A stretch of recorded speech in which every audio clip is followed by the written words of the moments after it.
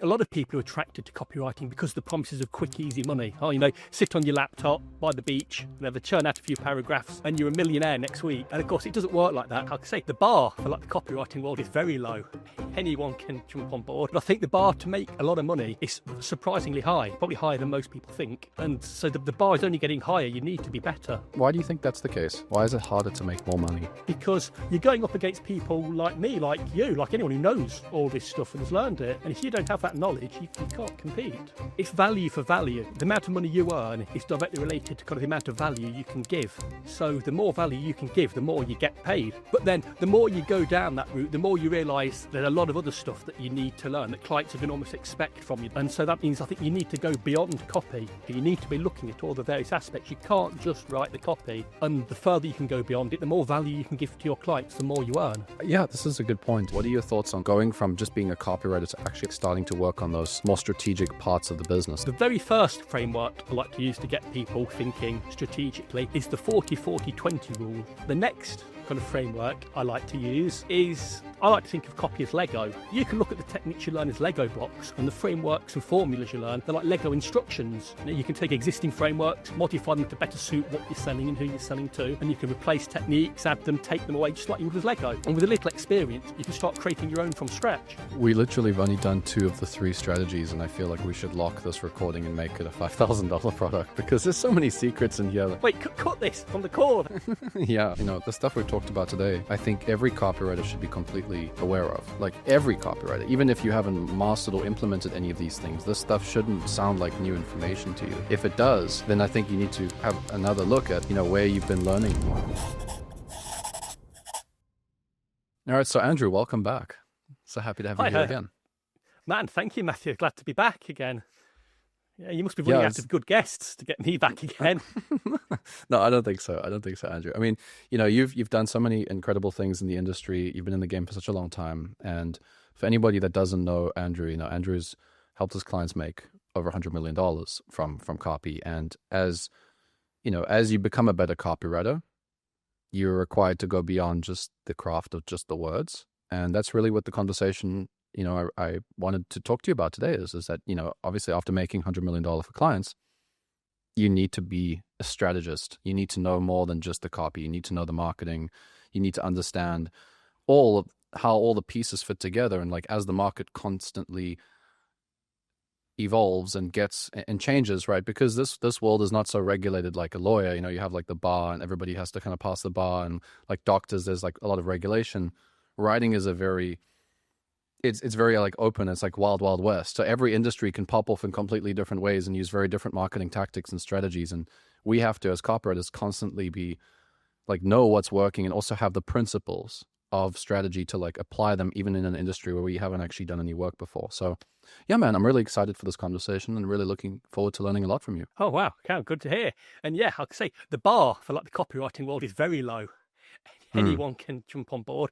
But I think the bar to make a lot of money is surprisingly high, probably higher than most people think. Why do you think that's the case? Why is it harder to make more money? Because you've got to be really good. Essentially, it's value for value. You can only, the amount of money you earn is directly related to kind of the amount of value you can give on there. And I think a lot of people are attracted to copywriting because the promises of quick, easy money. Oh, sit on your laptop by the beach, churn out a few paragraphs, and you're a millionaire next week. And of course, it doesn't work like that. There's so much competition now, and more so because it's maybe 3 years ago, the baseline was nothing. People wanted writing, but now that baseline is ChatGPT. And there's a lot of writers who have never gone beyond that ChatGPT level. As bland, glossy, and shallow as ChatGPT is, it's still better than them.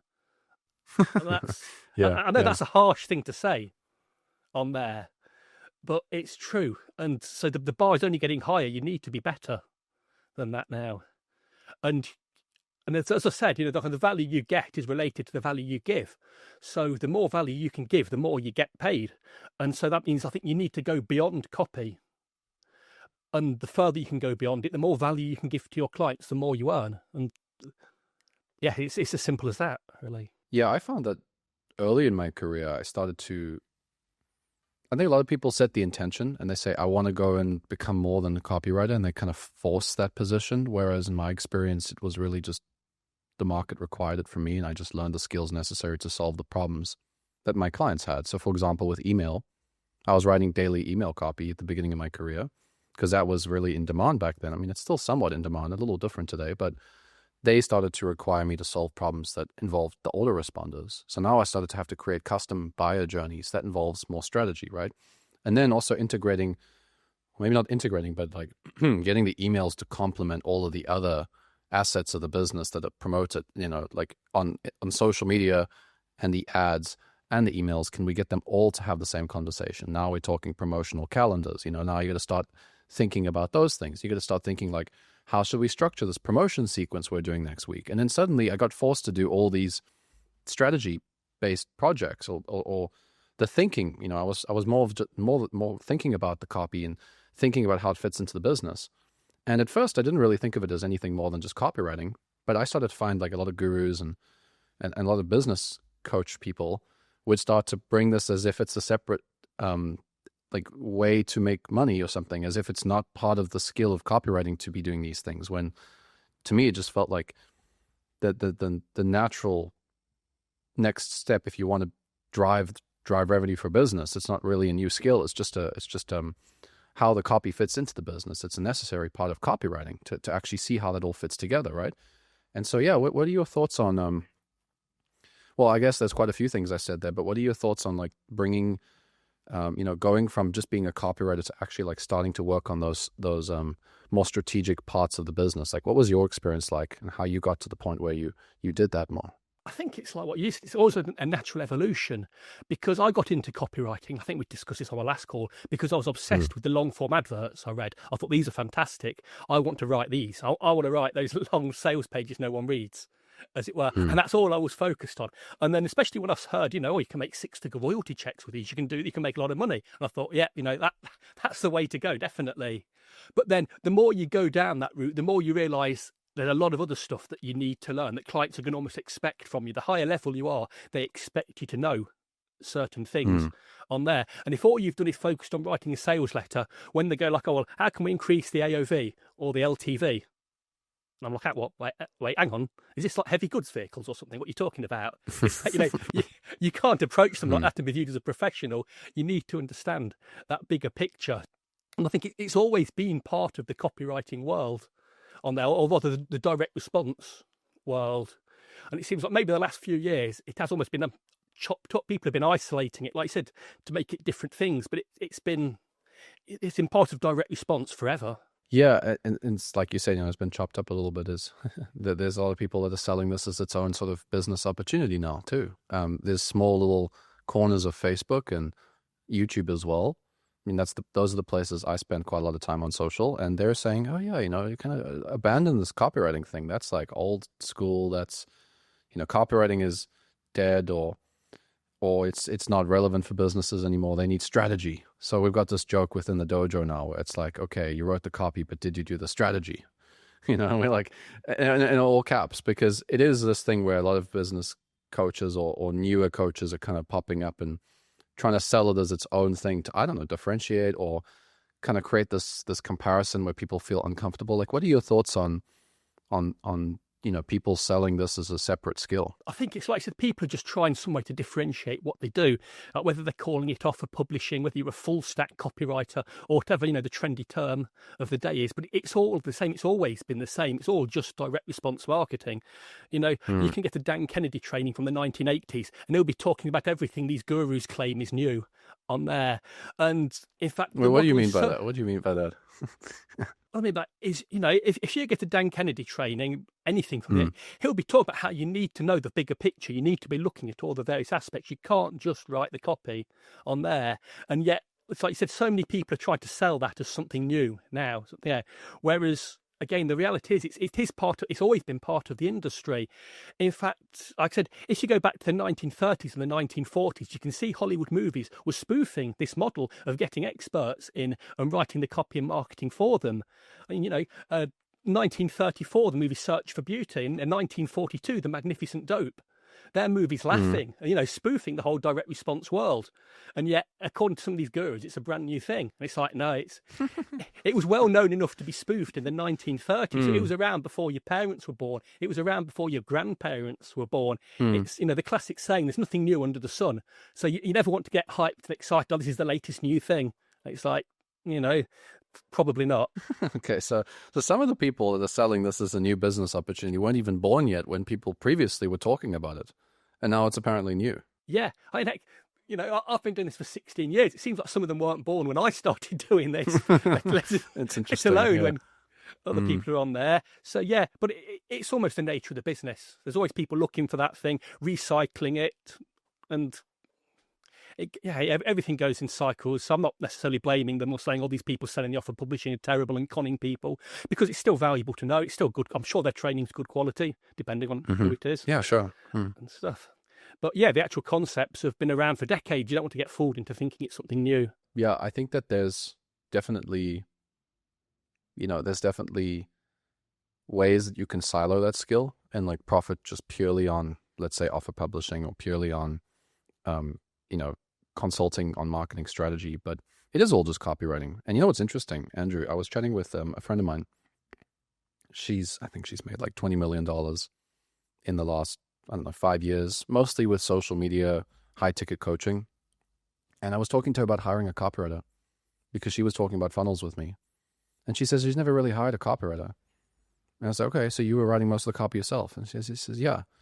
And then we were talking in more depth about the strategies and how copy complements the business and like how, this is going to optimize this and improve this and that. And then she said, yeah, but Matthew, like this is marketing. This isn't copywriting. And I was like, are you sure about that? Like, really? You think this is copywriting?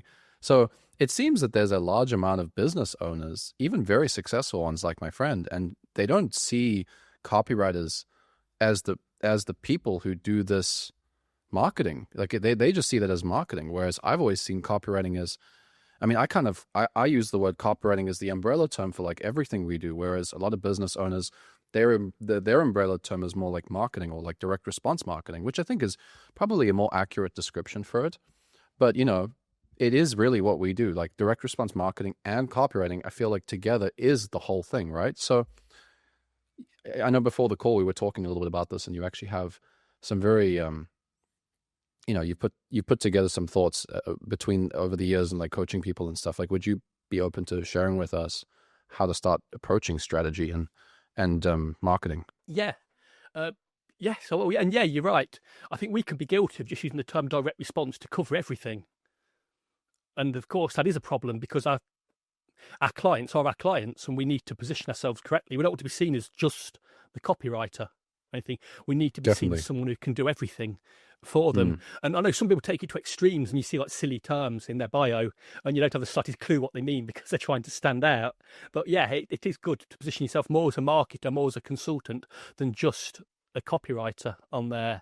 So yeah, how you get started with copywriting. I mean, how you get started with strategy.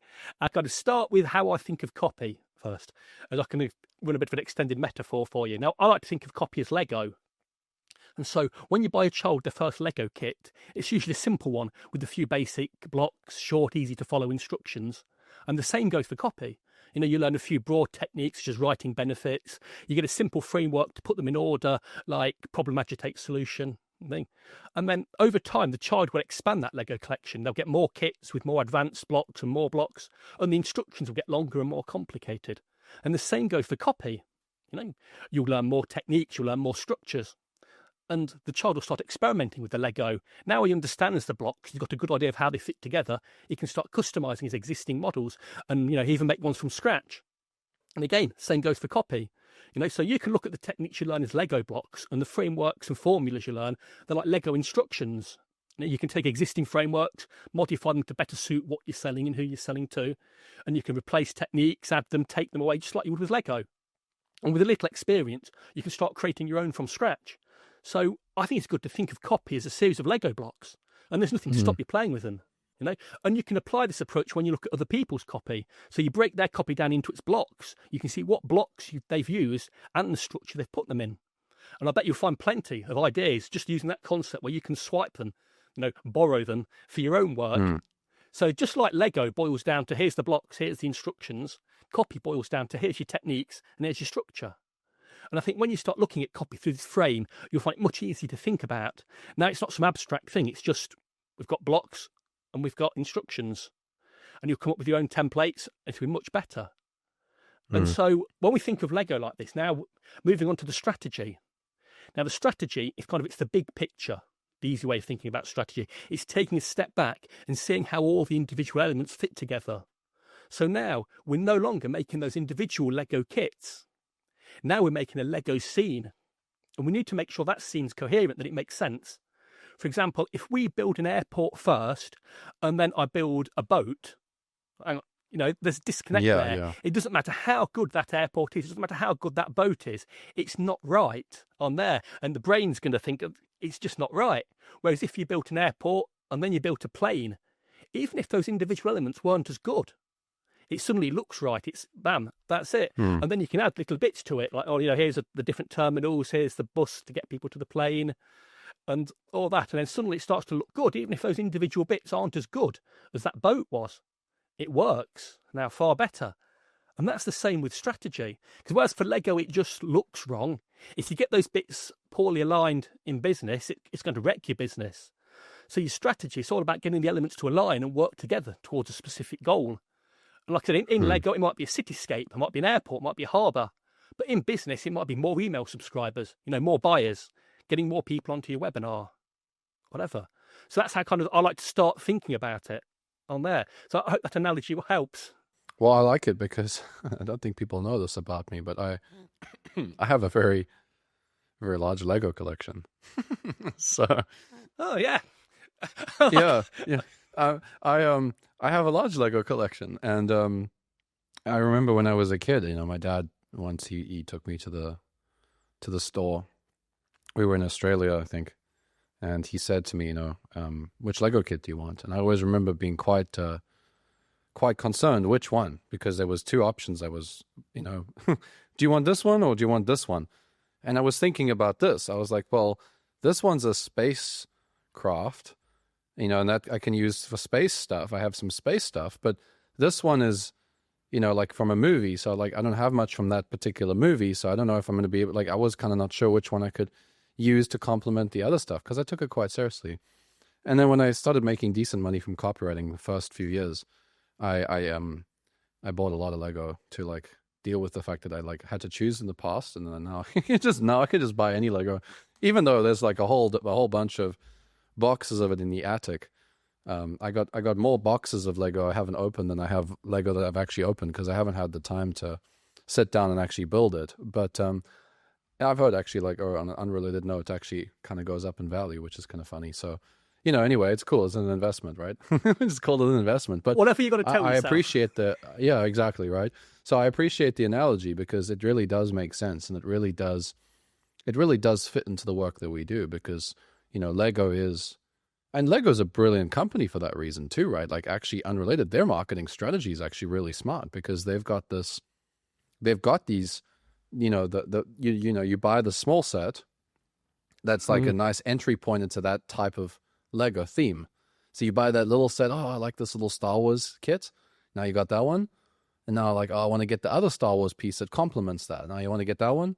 And then the Lego, the ticket size just keeps getting bigger and bigger until you get the biggest set, right? That's so smart, So they have all these little themes, and I actually really like Lego's strategy. Lego's a brilliant company in terms of marketing. They really understand branding, and they really understand marketing so much. So there's another reason I can justify why I buy Legos, because I'm a marketer and I appreciate marketing. But yeah, that makes sense. Yeah, that makes sense. All right, what's the next step? Man, I've got Lego kits as well. I'm laughing it Nice. on there, because my dad got into Lego a few years ago. Except it turns out he got into buying it. He doesn't make it. He gives it to me. Every Christmas and birthday, I'll get all the Lego he's bought over the year, and he doesn't build. So, yeah, I should have brought some down. I've got Lego Ferraris. I've got a Lego Yoda. He bought me for my birthday a couple of months ago. He bought me again. Nice. He buys for himself, and I just built them for him. So, yeah. Right, so when you understand that, and you've got a rough idea of kind of what Lego is, I think that still leaves the question, obviously, of exactly what do we do? on there. Because again, I think a lot of people, they say you've got to think strategically, think strategically, and that's it. Yeah. And it's like, okay, gone how? Yeah. Just strategy, And bro. there's nothing Just strategy. on there. Yes, just strategy, bro. That's it. So what I'm going to kind of share 3 frameworks that I think can help you start to think strategically on there. And I'm just going to look at the frameworks themselves, well, because there's so much that can go into strategy. It's like copywriting itself. There's so many tools, concepts, ways of thinking that we couldn't possibly cover on here. Sounds good to me. So again, it is. You can think of it again as like the copy. We're going to be building up, starting with some simple instructions and some simple blocks that you can then build on. And so the very first framework I like to use to get people thinking strategically is the 40-40-20 rule on here. Okay, and the 40-40-20 rule is a rule from the 1960s. A gentleman called Ed Mayer, an account executive, came up with it because he was watching all their promotions for the company he was working for go out, and he was seeing what makes a difference. What separates the winners from the losers? How do we know what's going to work? And he came up. He observed this. He said that the success of a promotion came down to 3 things. 40% of it was down to the list it was going to, or in more modern terms, the audience who was seeing it. The next 40% of the success came down to the offer. And then the last 20% came down to the pitch, or the actual copy of it.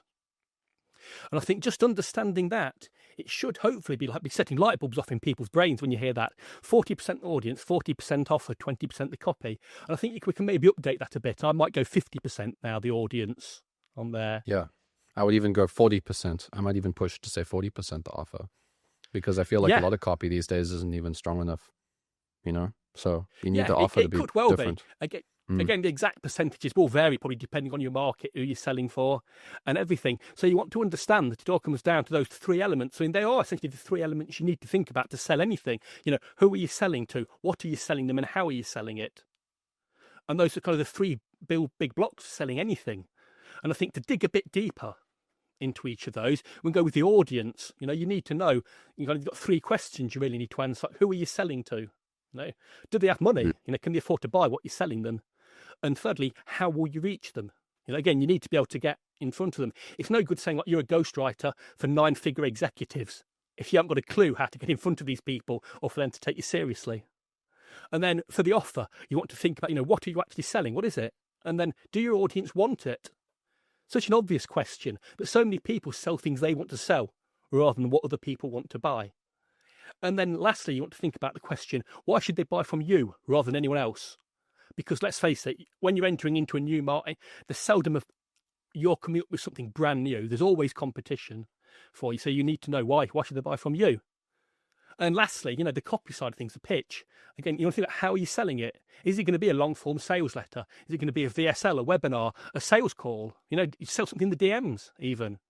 And then the 2 elements that I think are the keys to selling anything are what's the promise? What's in it for them? And the proof, why should they believe it? I think if you can answer those 2 and however you're selling it, what's in it for them and why should they believe you, you're going to go a long way. And so just understanding those 3, the audience, the offer and the pitch, who are you selling to? Do they have money? How will you reach them? What are you selling? Do they even want it? Why should they buy from you rather than anyone else? And how are you selling it? What's the promise? What's the proof? I think if you start to think about those, you're almost automatically now making yourself a strategic thinker. You're no longer just thinking about the copy, like, how should this headline be? What type of lead should I use? It forces you to take a step back and think about, I've actually got an audience for this. Am I selling something they're going to want to buy? And have I got this core promise and some proof to back it up? So that would be my first step for anyone learning strategy. Learn the 40-40-20 rule, and you can use it when selling your own stuff, and you can use it when judging clients. If you want to know whether someone's going to be a good client, have they got that audience? I was literally about to bring this up. Yeah. It's a very simple way to judge a project. Again, if you're selling your own stuff, think about it. Are you reaching out to the right people to sell? Because I get countless DMs every week from people wanting me to hire them as a copywriter. It's like, I'm a freelance copywriter myself. I'm not going to hire you. It doesn't matter how good your offer is. It doesn't matter how good your pitch is. I'm just not your audience. It doesn't matter. Your strategy is wrong. So yeah, that 40-40-20 rule, it sounds so basic, it's so obvious, but understanding that, and you can of course go into more detail than I have done here on any of those three aspects. But yeah, it is such a fundamental thing. So much of my time, I think, is spent me trying to get copywriters to understand that, take a step back. Don't like zoom in and say, oh, well, you used a comma there. I think it would have been a full stop. It's like, no, let's come back and check everything out, because you need to know that bigger picture on there, because that strategy, it gives you far more leverage than just focusing on any individual marketing element. So it's more profit for the business, which means more money for us. And it helps you stand out from the pack, because again, you can even use that when you're pitching to a client. You can start talking about these things, and again, it immediately sets you apart as an expert, as someone who actually knows what they're talking about, rather than just another copywriter who, you watched a video on YouTube, and half a video on YouTube even, and you've decided you're the next Gary Halbert. Yeah, this is a good point. And when it comes to the offer and the audience, I learned the most about it actually running my own offer. Because, well, there's two things, and I love your thoughts on the first thing is, many clients make being a strategic partner difficult, in my experience, because they, first of all, don't understand strategy themselves. A lot of the time, they've built a product that has a market, but their approach to selling it to that market, they're not particularly clued in on how to actually do the strategy of the market strategy. They just know how to build a product, and maybe they have the sales skills to put that in front of the right people in their initial core network. Let's just say like B2B SaaS, for example, right? They don't know what that best strategy is to reach that marketplace. So, and then it's the same with infopreneurs. A lot of info coaches, they have a personal brand. They've kind of borrowed from the ClickFunnels playbooks, from Hormozi's playbooks, from, your Coach of the Week playbook. And they've taken that, and that's sort of how they've modeled their coaching business funnel, but they don't actually think about it from any deeper level than that. They're just focusing on their brand, which is great. I think it makes sense, because if you're a personal brand, you want to focus on building your brand. Maybe not so much the strategy, but the strategy still needs the proper attention, because if you have a good strategy, you can 3 to 5x the return. I mean, there's a business, I was talking to my friend yesterday, there's a business that relies a lot on IGDM setting. And my friend said that, they brought in a coach to, put the team on more accountability and improve the back end sales process. And they 4-5x the business. They took it from 100K a month to 400, 500K a month without any change to any marketing. That's something that a good copywriter actually would actually also be able to spot, is these messages that you guys are sending, and the response times, and the flow of those conversations you're having in the DMs, the way you're pitching this message, the way you're building the interest. This can be optimized significantly. So that's the first thing. And I've got a question here in just a second. And then the second thing is, obviously now as an offer owner myself, I've found complete freedom, because I can control all those elements. I can control how I want to build the audience. I can control how I want to build the product to match that audience. And I can also come up with the strategy to connect those two, to say, hey, this audience, here's how I'm going to present the offer to that particular audience, go to the link in the comments, join, right? Or whatever it is, right? But it's audience, offer, and then copy. I have had that flexibility, and that's how I quickly learned it. But so the first question is, okay, I'm a copywriter, and I'm writing copy, and I want to do this stuff for a business. How do I start to actually have the respect or the position in the business where the business owner actually enables me to be a strategist for them, and not to just say yeah, great idea, go back to writing email or whatever? Yeah, and that is a great question on there. And I have to say, I didn't have a problem with it, possibly because of my massive ego and the arrogance. I just came in and I'm the expert. You do what I tell you. Again, it's all that Dan Kennedy training I took. He's like, you're yeah, I was about to say, that sounds like Dan Kennedy. Yeah, so this is it. And no, what I found works. I don't know if I've ever sold. No, I know I've never sold myself as a strategist. I've never sold strategy. What works for me, what I think is the best way to do it, is that when you're talking to a client, or when you're selling them, you're never selling them as such. You're using what I like to call the doctor model on there. And that's where, instead of, I'm not pitching them an offer, I'll write you a VSL for this much, it'll do this, it's amazing. Instead of that, I first want to diagnose what the problem is, and then I'll prescribe what I think the right thing is. So straight away, I'm not going to pitch you a VSL. We're just going to chat about your business. on there. I want to find out what's the problems. And then when I know them, I can start to say, well, I think we should do this, this, and this. So straight away, I've positioned myself as the expert who knows. I can diagnose, and I can tell them this is what we need. And now some people, again, they might shut that down straight away. But I found most don't, especially if they know or they don't know what they're doing. They're fascinated to learn this on there. And again, it immediately positions you as an expert on there. Again, it's like, you don't question the doctor. So, well, of course, you've always get the weirdos, of course, but, you don't. And similarly, you would be concerned if you went to a doctor and said, doctor, I think my arm's broke. And he said, okay, let's get you to hospital and x-ray. Like, hey, hang on, no, you need to sit me down, check it, does this hurt, does that hurt? Make sure it's not just bruised, So that's what you need to be doing as a copywriter. You're not just selling an offer. You need to, I said a great framing, I think, for that sales conversation is you're not trying to sell them, you're trying to find the truth in there. And then when you find that truth of the situation, then you can see how you can help them. So I diagnose and I prescribe. And that frames everything from the very start of your interactions with them as you're the expert, and you can do more than just this copy thing. That makes sense. And you can also I think that's really good, yeah. And you're also giving them a lot of value through doing that. You're forcing them to think about it. You're going to raise issues they haven't thought about. Yeah. And it's also not just even part of the sales process, right? It's also part of the conversations when you're working with them, because let's say that there's a problem that they're not getting a certain amount of results, or the cost per lead's too high, or the conversion is too high, or whatever the problem is. I mean, good example, a friend of mine, he was telling me how there's so many copywriters that just want to write a VSL and they sell the client a VSL to fix the current VSL. And he comes in and he often just says, why do you need a new VSL? You don't know if it's just a drop off within the first 5 minutes. Let's just test a few of the different leads here. And let's see if it completely changes the funnel metrics. Like, let's not rewrite and reproduce the whole funnel.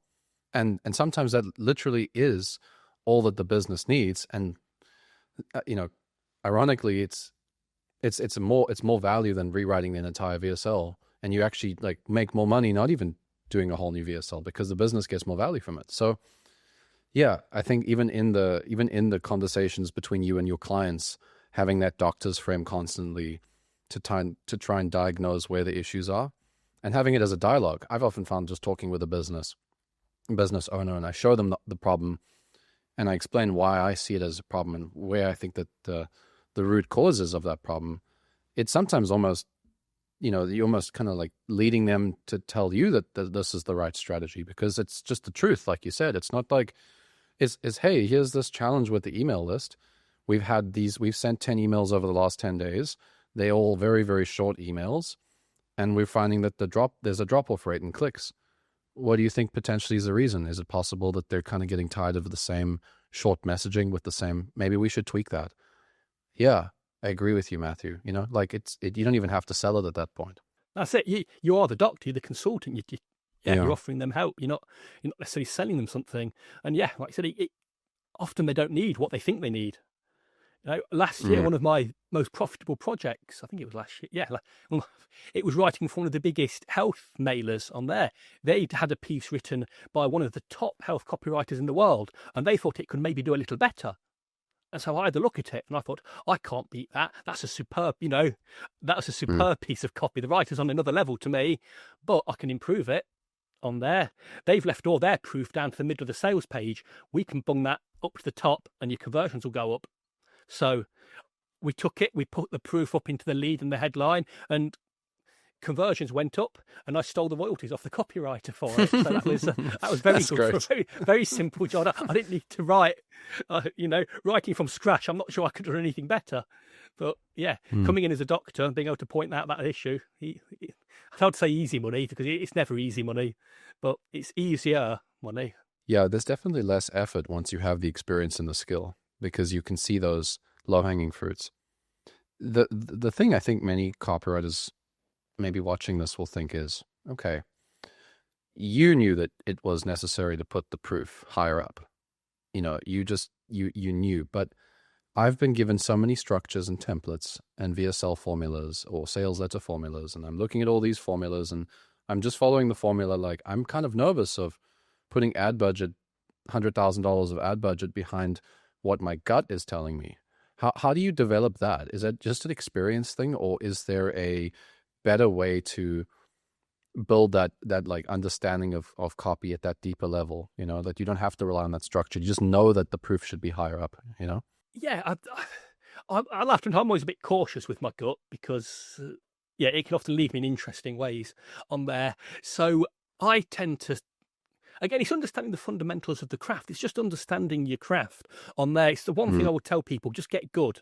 Get good. You can't go wrong with getting good. It makes everything else so much easier on there. And for example, I think we might have covered this in the last call, but I like to teach people what I call the fundamental 5, which I think are 5 core techniques to copywriting that make the difference on there. And they're very simply clarity, specificity, benefits, proof, and research. That's kind of almost the strategy behind good copy. It's the big, you know, it's the 40-40-20 rule. It's the big picture of marketing. And I like to think those fundamental 5 are the big picture of copywriting. And so there's some of the first things I will check a piece of copy for, you know, is clarity. Is it clear? Can I easily understand it? Again, if you're dealing with tie-in copy, of course it is. Again, specificity. Are the specifics there? That's probably the most common feedback I give to newer copywriters. Get more specific. You know, I've joked with a lot of people, they don't need to pay me for a critique. They just like need to get one of those the birds that ducks down hitting a key that just says get more specific over and over again, and that could be a complete critique for them. And the benefits, you know, what's in it for them? Is that strong enough? Are they strong enough? Are there enough of them? And are they high enough up in the sales page? So a lot of people leave them too late in that sales page, whereas it's all about what's in it for me. And maybe now more than ever, and it's important to get to that straight away in the headline or the lead. And the same with proof, back it up straight away. So you want that proof in the headline and or the lead at least. So if they're not there, if their big benefits aren't at the top, if there's not proof up at the top, then that's almost always what I'm going to suggest doing. Again, you know, as always, it won't be a universal thing. It might be a story that you're telling that you don't really want to push. But almost always, if you can get benefits and proof higher up, do it on there, and your copy will be better for it. Don't mess around. Don't think you're writing some Agora-style lead because you're probably not good enough and you don't know what you're doing. Just tell them what's in it for them and tell them why they should believe you. I like that. What's the last one again? Oh, wait. So the 5 were... so we got clarity, specificity, benefits, proof, and then... research.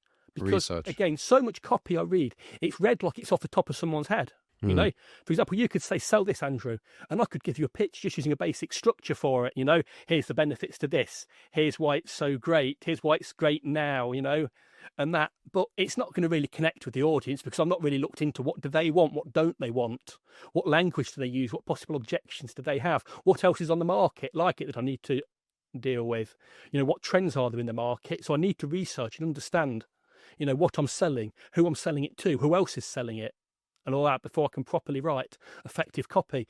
And I would say that my success as a copywriter comes down to that. It's knowing who you're selling to. Again, huge project a couple of years ago, selling power generators.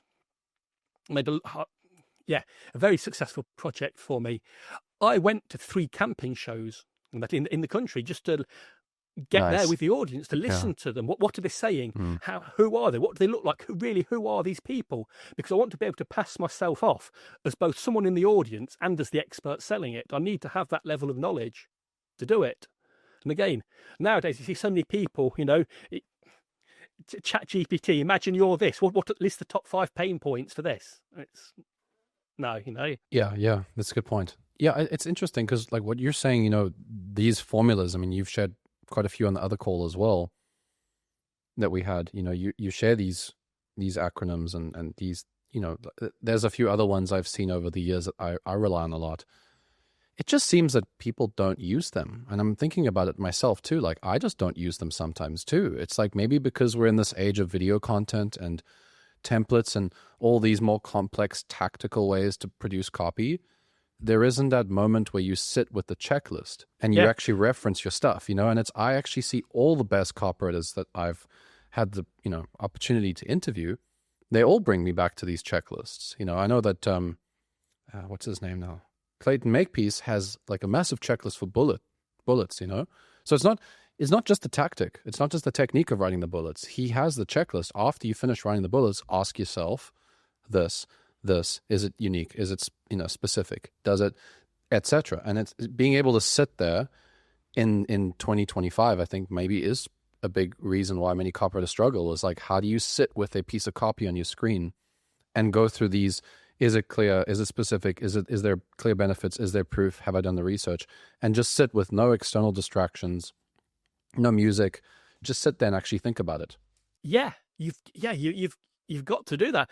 I've always people think I'm joking when I tell them it's that fundamental stuff. Yeah, that's the actual fundamentals. Again, I like to think I've done pretty well because I'm good at those, and I think part of it is because I don't know, I don't look like it, but I come from an athletic background, a professional athletic background, and you're not supposed to smile when I'm saying that. You're supposed to be nodding red and green. You need to stop making jokes that like, you need to stop making jokes like this, man.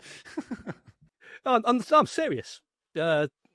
And so as a professional athlete, I understood that, as a Thai boxer, I needed to throw my jab. Bam, that needed to be good. You can't get good unless your jab's good. You're not going to find a high-level striker who can't throw a good jab. It doesn't happen. And any athlete knows that. And your coach drills you over and over again. You get bored of it. Step, punch, go backwards, punch, to the side, punch, step off and punch. And it's over and over again till it becomes automatic. And so when I moved into the copy world, I thought the same thing. When I learn, these things are the fundamentals, so what you need to focus on, I just did the same. And I see that with so many other people who are successful in this area of business have either been martial artists, some other sports, or into music. Because again, if you want to get good at music, you're playing those boring scales again and again and again and doing those basics. And that mindset crosses over then to the copy, so you know that. Whereas a lot of people who come into this world for the first time and they've not really achieved, and they've not really had any sort of background like that. I want to learn the advanced techniques, I want to learn the trendy bits, and they skip over the basics too much and they lack that foundation. And so, it's like a lot of my copy coaching work, and you're probably exactly the same. It's just telling people about the basics. It's like, well, you've got a half-baked mechanism in there because you don't really know what a mechanism is or how it should be used, and you've ignored any benefits or proof. So let's get back to the basics on there. And it's like, it is. It's like, when you're learning football at school, you probably dribble a football in between some cones. I mean proper football, soccer, if I must use that word. Proper, you're dribbling the ball in between the cones. And then you watch Yeah. Manchester United or Real Madrid train, and they're dribbling a ball in between the cones. It's such a good point. That's like, that is so fundamental, and yet we don't talk about that. It's true. Like when I was learning piano, I would just do scales, a lot of scales. That's a good point. Like every single craft, every single thing that you have to become great at, anything requires that repetition. Just repeat. When I was swimming, I was quite a swimmer in my teens. I was just laps. It's just laps. I mean, my coach didn't spend much time on technique, honestly. Like we just did laps and laps and laps and laps. When I was learning how to play chess, you just have to play a lot of games. You just have to play again and again, pattern recognition, train yourself. But even with chess, there's like the best chess players, they have sort of an internal checklist. Every time that they're in a position, they go down the list of priorities. Like, is my king protected? What is the spatial advantage? How many pieces do I have compared? Like they had this. There's a checklist every single time that you reassess the position. So it makes sense in copywriting too. And to go to what you were talking about when you went to the camps, right? To go and do research on your market. It's actually interesting because last week I started working with a new client, and this client is helping businesses with their sales backend for IGDMs, right? So I thought that the solution that we were kind of selling at first, my initial impression, but from marketing, is like scale your Instagram sales with this solution. That's sort of like the first. Then I kind of realized that sounds a bit like a marketing promise, not a sales promise. But okay, so scale's not quite. So that was my first impression is based on my marketing context. Then I got a bit more granular, and I realized that more specificity is necessary here. So it's $100,000 to $200,000 is kind of sitting in your DMs, ready for you to generate, and that's good for I think certain parts of the market. I think that they like it. But then I said, you know what, I'm going to apply the fundamentals because that's necessary, and I'm going to schedule 10 interviews with top sales directors that actually do this thing and see what these guys would actually say is the real problem. So I had the first call yesterday, and we were talking about this thing, and I was showing him the product that I'm working on building the messaging for. I showed him the software, and I said, hey, it's doing this and it's solving this. And he liked it, he seemed interested, but I didn't feel that like, oh my goodness, we need this right now energy. Like, can we sign up? It was, what would be really good, Matt? You see what the real problem is? And I'm like, tell me about it. Yeah, I'm ready. Like, let me hit record, right? It's like, the real problem is accountability for setters. That's the real issue. Is how do you hold the setter accountable? Because having conversations in the DMs on Instagram, nobody can see what's happening. The sales manager has to manually look through each of those conversations to see how the setter is performing. For all you know, they could even be giving you the incorrect end of day report for sales. So I first came into this thinking that the promise is all about how to make more money with the sales infrastructure. But what I realized from this conversation, and I'm going to learn a lot more from the other interviews, is it's all actually about holding the sales team accountable because they cannot currently do it. And then I thought about it. It's like you have accountability for your closers. You don't have any accountability for your setters. That's a good comparison. It's like, here's what your current accountability looks like for setters. It's a Google sheet with some end of day reports and messy data. That's no way to build an 8-figure, like info business. You need to have dashboards that are automatic, real time, holding your setters accountable. And like, already the message is so much stronger just because I went out of my way to talk to somebody that's actually in the industry. And you can't get that from ChatGPT. Like, ChatGPT is not, I gave it my initial research. It didn't come up with any of that stuff, So anyway, to your point, it's just that I think a lot of copywriters and people in general actually kind of just avoid the phone and avoid going to these things in person, where it's like, if you really want to be good at strategy and you really want to understand what goes beyond the copy, you have to talk to the right people that are actually in the game. I didn't know that. I didn't think about that perspective because I'm not in sales, not to the level that they are. Yeah. I mean, I like to think of it, I'm going to give you all sorts of things, is the copy is a mirror and a crystal ball. Like, it's a mirror and a crystal ball. So it's like almost the first half of the copy is you're holding a mirror up to your prospect and you're showing them themselves. You're showing them their situation, what their problem is. You're showing how much you understand them on there. And the next half is the crystal ball. You're showing them where they want to be. And then you're showing them their possible future. And if you get that, if you understand where they are now and where they want to be, then that's just an effective way of, it's just sales. You need to find out what people want. I mean, when I started in sales, that was basically what my sales trainer told me. In fact, he was like a 17-year-old part-timer who also worked part-time at Pizza Hut. But he gave me the most valuable lesson of my life. Because selling cameras, all you do is you walk up to these people, you ask them what they're looking for in the camera, and then you point out the camera that delivers that. And I thought, well, yeah, that's obvious. And so I did that, and it turned out I was pretty good. And I realised when I understood that copywriting was salesmanship in print, I do the exact same thing in my copy. I find out what the people want, and then I explain to them how the offer will deliver it. And again, it goes back to what you just said. Most people, they don't do enough work to discover what the people really want on there. It's all surface level stuff. Lose weight, make more money, like I said, close more DMs. It's all the surface stuff that you think of off the top of your head. They've not done that research to find out what the real issue is, what people really want. Yeah. I think that this is the real, if you were to go to a client as a copywriter, if you really want to become a strategist for a client and get given stuff at that level, wouldn't it be powerful if you could say, hey, I literally went and surveyed or I interviewed 10 people that would be ideal customers for us for an hour each, and I went in depth and asked them all these questions. I transcribed all the calls. Here's all my research. I processed it. Here's a one-page document with all the new insights that I feel like we are not tapping into with our current marketing. I mean, sure, maybe they don't pay you for that, but I don't think that they'll ever see you as a wordsmith again. They're like, okay, this is a marketer, Yeah. And I mean, an easier way, shortcut way of doing that's often the first thing I do whenever I take a project on. I like shortcuts, is I will go and spend, like, when I close a client, I will then go and spend that evening just looking for the top viewed videos in that niche on YouTube. Because if a video's had 20 million people watching it, it's resonating with the audience. That's something they want to hear. And so I will start to hear that. I will hear how they like to be talked to, what subjects they want. And often, I'm not looking for anything specific. I've not got a checklist. I've not got, my Google Doc open. Often I'll be doing in the background, I'll be doing something serious like playing a game, and then just have that running in the background just so I can start to immerse myself in that market. And I'll begin to hear what do they like, because... yeah, they're telling you. You know, if millions and millions of people watch this video and all the feedback is, wow, this is amazing, this has solved my problem, this is what I wanted to hear, you know, that's a great way to start your research. And again, you can do that for a client. You can even do it before you talk to a client. You can go and do that for them, so you can really impress them. Brilliant idea. I'm going to do it right after this call for the client I'm working with. I'm going to go see exactly what YouTube suggests that these guys do, you know? Yeah. There's so many things you can do there. I mean, as well as that, and I should start my coaching meter running here. I have to be charging to this.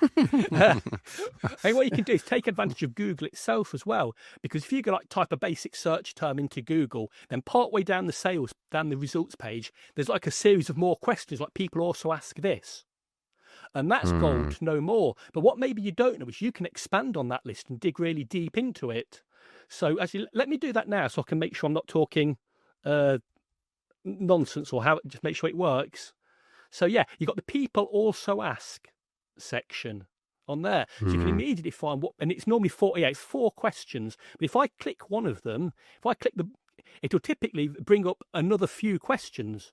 So I can keep clicking and it will keep bringing up more. So I typed in the word monkeys. Don't ask me why. I'm sure that's something with my psyche and what's wrong with me. And it brought up 4 questions. I clicked one. Now it's brought up 7. I've clicked another one. It's brought up another 3 questions. You know, will humans evolve to fly?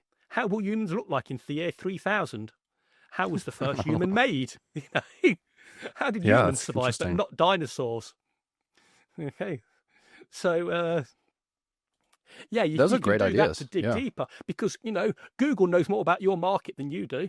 I wrote that all down. Those are secrets, man. This is the kind of stuff. These are the kinds of secrets that. Wait, cut this from the call. I don't want to be giving this away for free. Yeah, I was thinking the same thing. Okay, so let's go back to the stuff that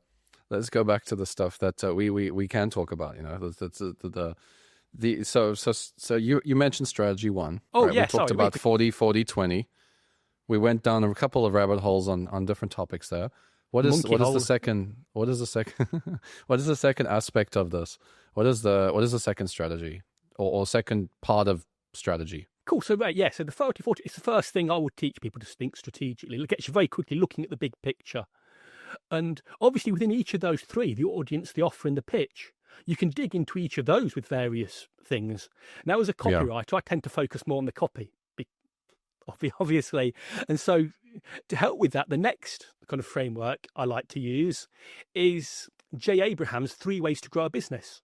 Again, classic structure on here. Everybody should know it.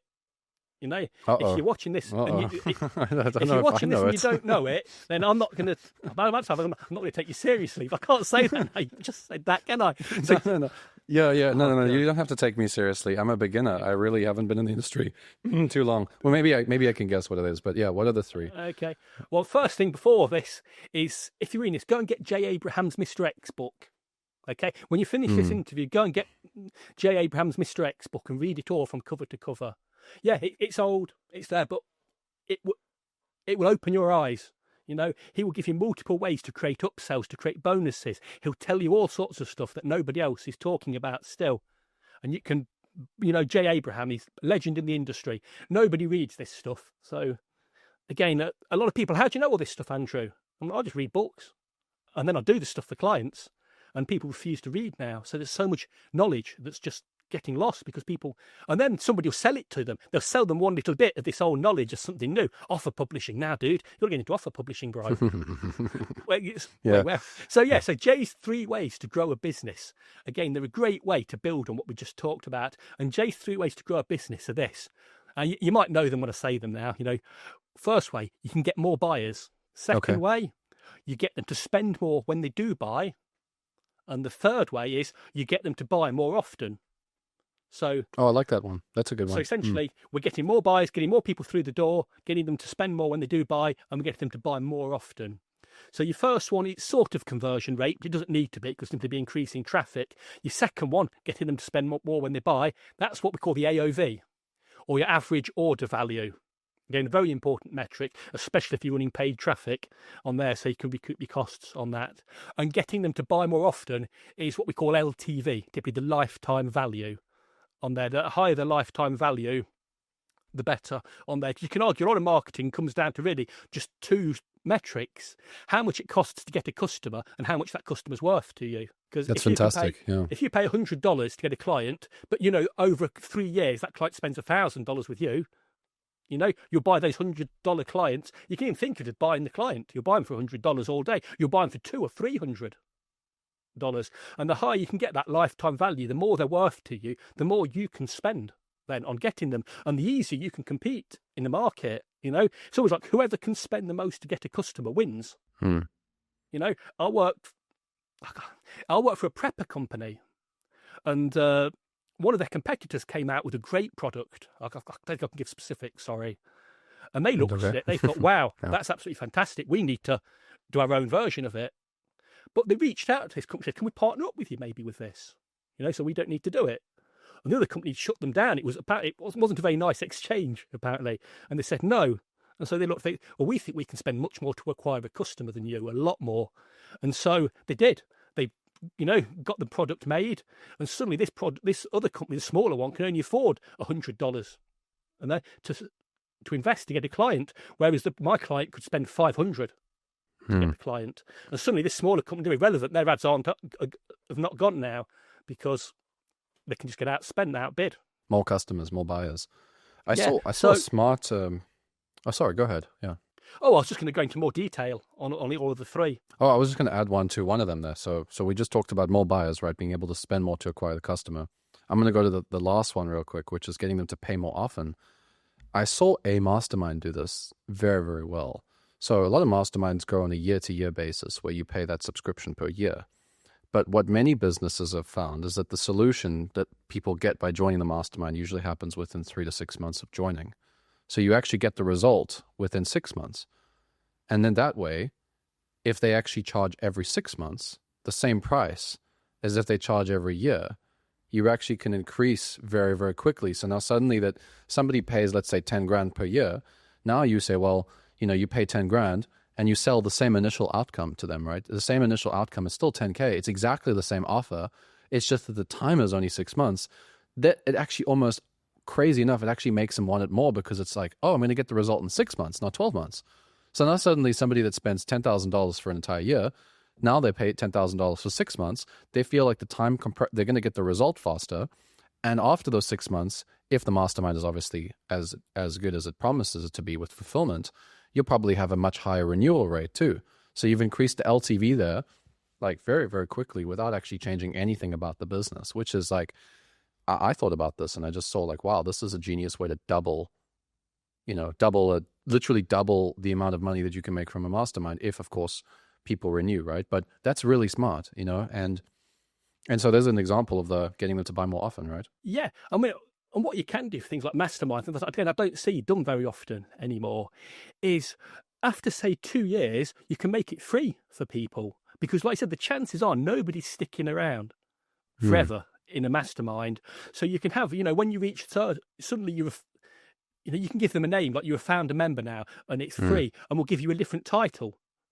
And, you can maybe even help the new people, and it gives them status within the group, makes them more likely to stay. It shows you've got a structure in there. The people, you're someone people can look up to and try to aspire to be themselves. Smart. And, different tiers of that. It's like, we just so happen to have a few of those in the dojo. So I'm kind of glad that you bring that up. We have a couple of people that joined me 4 years ago that they're now on their own projects and making significant money, but they still want to be part of the community and support some of the earlier people. So they're still there for that reason. So yeah. I mean, they're great selling tools in themselves. They can, if somebody stays that long, yeah. Okay. Well, yeah, sorry, forgot what I was going to say. So I'll go back to the 3 ways. Getting more buyers, get them to spend more, get them to buy more often. Getting more buyers. The obvious thing is more traffic. If you can throw more traffic at it, throw more traffic at it. If you can double your ad spend, or whatever. Better traffic. Can you get better quality traffic on there? Can you improve your targeting? Can you get more specific with who you're focusing on? Okay, more conversions. Can you have a look at that sales page? Can your benefits be stronger? Can you get more proof in there? Can you boost your conversions? Again, another one to get more buyers. Abandonment sequences.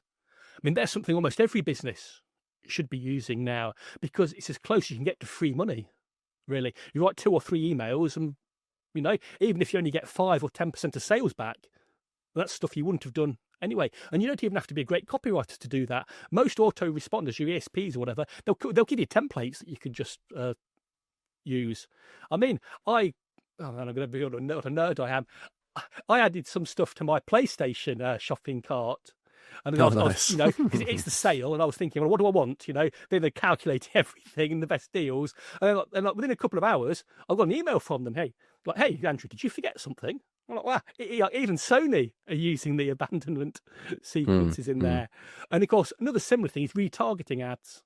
Don't seem to get talked about so often anymore. But again, if you can retarget people who've gone and seen your copy, seen that, and they will convert at a much higher percentage than people who are coming in stone cold there. So yeah, a few simple ways to get more buyers. And of course, there are lots more. I'm not trying to be comprehensive in any of this. And kind of getting people to spend more when they buy. Get an easy way, raise prices if you can. It's always worth testing prices because there's a lot more elasticity in them than I think most people realise. Yeah, that's true. I've experienced that too. I find a lot of people think that the price is pretty, set. And there was one product I used to work on, and they were charging, I think they charged $5,000, and then somebody else was charging $20,000 for the same thing, and the price, the conversion was the same. And I just thought to myself, well, that's so funny that this business could literally have 4x the revenue without any additional traffic, but they're too scared to raise the price because they don't, for whatever reason, right? So like pricing is so much more flexible than people think it is, right? It is. Good point. And there's more to price than that, because pricing is perception. It's like, who's the more of the expert, the guy who charges $5,000 or the guy who charges 20? Regardless of who the actual expert is, everyone's going to say, well, the more expensive guy is, You might even get a higher conversion with a higher price sometimes, in some cases. And you'll probably get a higher class of people doing it as well, high quality of people. So yeah, I mean, you can bundle offers as well to get people to spend more. Instead of just having your individual offers, put them together in a bundle. You see it on Amazon, where you look at the thing, then below it, they often have these are bought together often. And they will bundle it up. They even tell you to buy it together. These are bought together often. You should buy them together. Yeah, exactly. So you can do that. You can bundle things. Again, obviously bump offers. Great way to get people buying more. A bump offer, if you're not aware, you've probably seen them on checkout pages. It's typically a little box with a tick on it that will say, I also want to add this little thing. A bit of a no-brainer on there. Like if you were buying, let's say, an iPad or something, then the bump offer might be a case. Normally this case is $50. You take it today with this, we'll do it for $30. Something where, you just click it, you've increased your AOV. Upsells, obviously upsells are the big ones there. Downsells, those are the big ones. And offering people to buy more units. Now, this might not be applicable to a lot of stuff. Like if you're selling courses, no one's going to want to buy 2 copies of the same course, probably. Yeah. But for lots of physical things, let people buy more. Yeah, like supplements, right? It's like you could buy 1 bottle for 100, or you could buy 3 for 200. Yeah, or buy 12 for 400. Yeah. Do your price anchoring or whatever you want to decoy pricing on there. So yeah, lots of ways to get people to spend more money, and then to get people to buy more often, just make sure you're following up with them. It's so basic that probably goes overlooked in our world, but I bet we've all bought from businesses and we've never heard from them again after we bought from them. I guarantee that you've almost certainly got something that you've never heard from them, and maybe you would have done if they'd have simply got in touch with you even just once a week. And similarly, have more offers, because if you're only selling one thing, you can only sell the one thing. So you don't just want to think about lifetime value. You want to think about MLTV, maximum lifetime value. In other words, what's the maximum possible somebody could spend with you? If the most someone can spend with you is $100, that's it. That's your cap. You can't go any higher. But if it's $20,000, now you've got a lot more scope. So make sure your MLTV is high. So that one's that if they bought everything, what would be that MLTV look like? That's sort of like how you want to think of that MLTV. I mean, I've heard this number, but I don't think about it very often. Yeah, that's a good point. Yeah, that determines a lot about your business. And a lot of people can add a higher ticket thing or a slack adjuster, as I've heard it called, to get that MLTV up. And again, you can sell other people's offers as well. If you haven't got anything, and maybe you've got no plans on selling anything for your business, you've got affiliate offers. You can do JVs and all sorts of things like that. There's so many possibilities. And in fact, Man, that goes back to the 40-40-20 rule of traffic. Maybe I should have mentioned this thing. So I like to think of traffic as 3 types, the 3 Bs, I call it. You can get traffic through building, through buying, and through borrowing. And so most people know what buying traffic is, because you run ads, you buy it. Now, building traffic is when you build. You literally build it. You put content out there and you manually do the work. So this YouTube channel, this is you're building your audience through it. You're not buying it, you're building it. It's obviously it's longer than buying. It's not quite as scalable, but it's an asset that's there forever. It's an incredibly powerful way of doing it. And the last one is the borrowing. I don't think enough people think about on there, because other people have got audiences and things that you can borrow. For example, I'm borrowing your audience essentially. I'm borrowing yours too. We're doing this. Yeah, exactly. So many people have got audiences that you can use, or they've got products that you can use. You can take advantage of other people's stuff on there. Not enough people think about that. But yeah, like what I was going to say is that there's affiliates, right? There's these affiliate email lists, and they have a crazy amount of affiliates, and they have so many emails, and they just do these swaps, and sometimes nobody even knows that these guys exist because they don't even have a face on. They just have these lists behind the scenes, and they're swapping. And my friend goes to the ClickBank events. You have to be invited to these events if you have a certain ClickBank, right? And he will go there, and there's some guys making $10 million a year that nobody even knows exists, and they don't even have ads. They don't build an audience. They're just borrowing between each other. They're just sending each other leads like this. And it's like the amount of money is insane, how much money some of these guys are making with these borrowed lists. And if more copywriters understood how much that market, how profitable that is, you've been building this audience, let's say, and I had a client in BizOp, you've been building this audience of real estate, selling real estate. There's a large amount of guys that have come onto that email list that are never going to buy from you. But there's maybe 2 or 3 strategic partners that offer might appeal to them better. So every once in a while, we have this JV where we promote their stuff, they promote our stuff, and you kind of send all that traffic on its way that maybe wouldn't buy from you, or maybe has bought from you and also wants to buy from somebody else. Free money, just free, like out of nowhere. Yeah, borrowed audience is an incredibly powerful concept. Doesn't get talked about because buyers are buyers, especially in the info product space. I think you probably almost can't churn out enough content to satisfy some of these people. They want to buy everything. So, acknowledge they're going to buy from your competitors. So take advantage of that, get a cut of that action. And then, you can be the man that connects them to everyone else. And then, getting them to buy more often. So, selling other people's offers, borrowed traffic, whatever. Personalized follow-ups. So again, they're not just getting generic follow-ups. If somebody buys something, they get follow-ups specifically to that. Obviously, that's a bit more work than that. But again, it's a great way to get people to buy more often. And you can do things like VIP programs and loyalty programs. So if you notice, like the top 20% of buyers on your list can get different offers, can get better offers. You can talk to them. You're part of the VIP. And it's a great way to get people to buy more often on there. And again, that's options for getting more buyers, getting to spend more when they're buying in, to buy more often. And of course, you've got a lot more options for each. But I just want people to focus on the framework for now, rather than overwhelm with every possible technique. We literally have only done 2 of the 3 strategies, and I feel like we should lock this recording and make it a $5,000 product, because there's so many secrets in here. Like, how many business owners can use this stuff? How many business owners, how many marketers, copywriters? Just one of these strategies has the potential, with the right business, hundreds of thousands of dollars. And I've personally experienced that, for my own offers, literally raising prices, getting people to buy more often, and even finding creative ways to increase the audience size, from borrowing other people's lists, from building my own list, and also strategic purchases, right? Like a recent purchase that I made was I bought a school community with my friend Nabil that already has 4,000 active copywriters in it. And it's so cool that we updated the group, we renamed the school community, and it's in the top 4 on search already. So it's like, if you're on School, the platform by Sam Ovens, and you search the word copywriting, our community comes up within the first 4. So we literally bought this audience, and now it's getting this constant traffic. And I mean, that's great because I want to build my audience, but it's just such a there's like an arbitrage to that, you know. And I think many business owners, they don't think about attention arbitrage. They're just looking at, oh, I know I spend $1 on ads, I'm getting 3 back. Let's scale that. The guys that rapidly scale, they found a gap where they're spending $1 and they're getting $10 back, you know, and they quickly scale with that, and then maybe they hit their new plateau. But yeah, no, really, this is really good stuff, Andrew. I really appreciate you going into all the depth here. I have so many notes. I've got notes.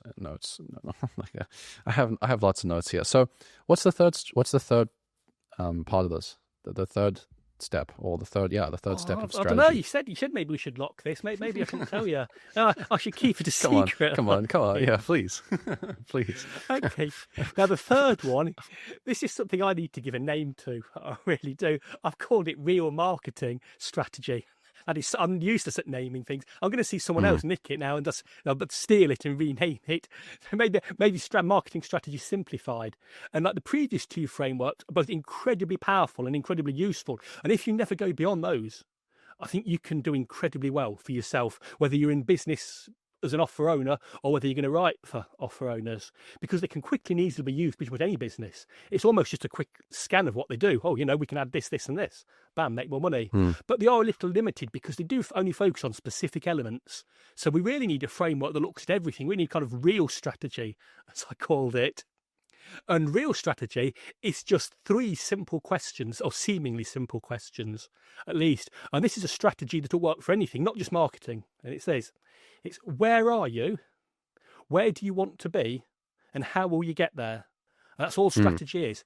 Where are you now, where do you want to be, and how will you get there?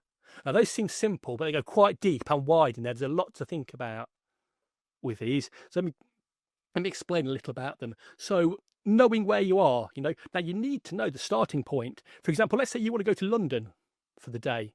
Now, your journey from South Africa will look quite a bit different from mine up in Loughborough. I'm an hour and a half away from it by car. You know, you're going to have to cross the ocean.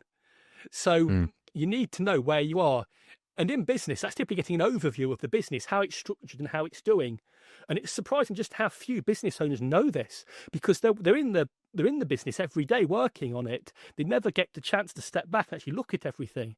And so to know where you are, you need to map out their business, map out the funnel. What are all of their marketing assets they've got? Put them in a diagram and show how they all connect. And you can do this with like pen and paper. You can use tools like Figma or Balsamic, and there are specific tools to help you with this, like Funalytics or Gemu and stuff. I'm not a fan of those, which you have to pay for them. I don't know, I like free. But just map out the business and then know the numbers for all those different areas. What's the conversion rate for that? How many visitors is it getting? What's the cost per click on there? What's the cost per lead? What's the cost per acquisition on there? How many upsell purchases are you getting? What's your average order value? What's your return on ad spend? What's your lifetime value? You've got to know all this. So you've got to map out the business and get all of these numbers on there. And then often just doing that is enough to give people, business owners, breakthroughs and realise what's wrong, because they've never stood back. They've never seen the forest because they're always in amongst the trees. And there'll be some obstacles.